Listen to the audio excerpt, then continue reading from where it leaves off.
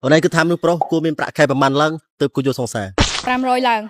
500 ឡើងដល់បើគាត់នៅវ័យរៀងក្មេងអាច200ជាង300នឹងចំណាយអាច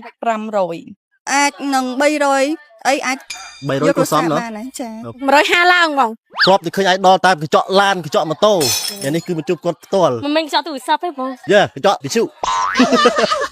chụp to cứ chụp men tên chăng xoay đo mùi menu pro miền lui khai bằng man lăng từ cô vô song xà ខ្ញុំថា250 250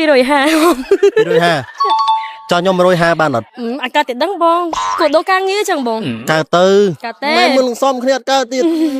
អត់ទេខឹងមួយ ខ្ញុំគិតថារឿងបាក់ខែវាអត់សំខាន់ទេបងសំខាន់យើងចេះរកចាប់ដៃគ្នារកស៊ីមួយគ្នាមិនចឹងបងនឹងអ្វីដែលខ្ញុំចង់បាន សំខាន់ឲ្យតែគាត់មានការងារធ្វើបងកុំឲ្យតែគាត់អត់មានការងារធ្វើសោះទោះបីមាន10000ក៏បានដែរជូនខ្ញុំតែញ៉ាំប្រហិតក៏បានដែរខ្ញុំអត់គិតអីទេបងដូចគេនិយាយថាគេតាមនុស្សប្រុសដែលគ្មានលុយតាអាចធ្វើឲ្យមនុស្សស្រីរីករាយក្នុង relationship បានអត់ទេបងអត់មានលុយសោះអត់កើតទេឲ្យតែគាត់មាន10000នៅក្នុងខ្លួនក៏បានដែរបងបើសម្រាប់ខ្ញុំគាត់ថា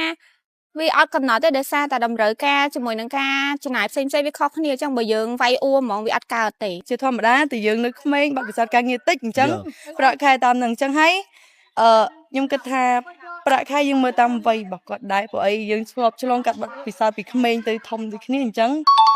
មើលតាមចាក់ស្ដែងអូខេសម្រាប់ខ្ញុំប្រាក់ខែអត់សំខាន់ទេសំខាន់គាត់មានការងារច្បាស់លាស់ហើយអាចចិញ្ចឹមគ្រួសារបាន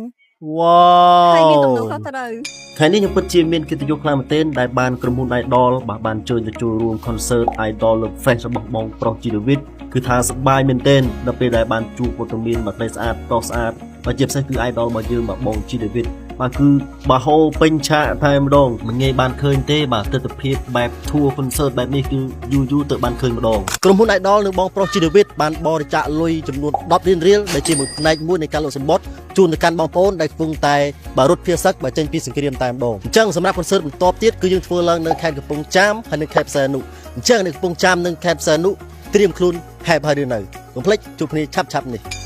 សម្រាប់ concert Idol Love Fest ទាំង sound ទាំង LED ទាំងការ perform របស់ Idol ជីវិតគឺលយសប្បាយកប់តែម្ដងអញ្ចឹងពុកម៉ែបងប្អូនដែលរស់នៅក្នុងខេត្តកំពង់ចាមខេត្តផ្សារនុគឺត្រៀមមកជួបគ្នាឆាប់នេះផងដែរអរគុណ